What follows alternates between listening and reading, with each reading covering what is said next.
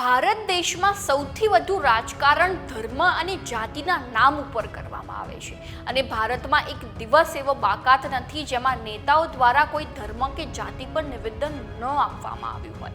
ત્યારે તાજેતરમાં કર્ણાટકના સ્વાસ્થ્ય મંત્રી દિનેશ ગુંડૂરાવ દ્વારા એક ટિપ્પણી કરવામાં આવી અને તેના કારણે રાજકારણમાં ગરમાવો જોવા મળ્યો. તો ચાલો સાંભળીએ તેમણે શું કહ્યું. નમસ્કાર, વાઇબ્સ ઓફ ઇન્ડિયાની સાથે હું છું.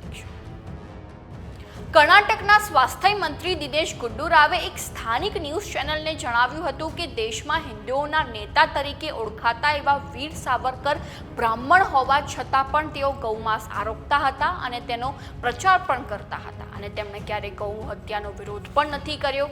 તેમજ તેઓ એક બાજુ હિન્દુ કટ્ટરવાદી હતા ત્યારે બીજી બાજુ તેમણે આધુનિકતાને પણ અપનાવી હતી.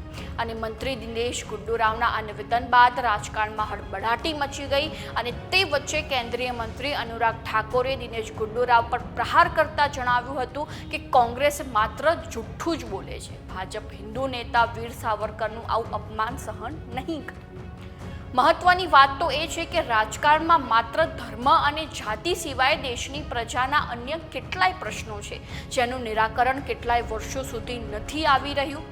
તેવા મુદ્દાઓ પર વિપક્ષ અને સત્તા પક્ષ દ્વારા આરોપ પ્રત્યારોપો થઈ શકે છે, પરંતુ દેશમાં તેવા અગત્યના મુદ્દાઓ પર ખૂબ જ જૂજ ચર્ચાઓ થતી હોય છે અને જો સતત આ રીતે ધર્મ અને જાતિના મુદ્દાઓ ઉઠતા રહેશે તો દેશના ભવિષ્યની પેઢી જે રાજકારણમાં આવવા માંગે છે તેઓ પણ પ્રજાલક્ષી મુદ્દાઓને ધ્યાનમાં ન લેતા તેઓ પણ ધર્મ અને જાતિ પર રાજકારણ રમશે.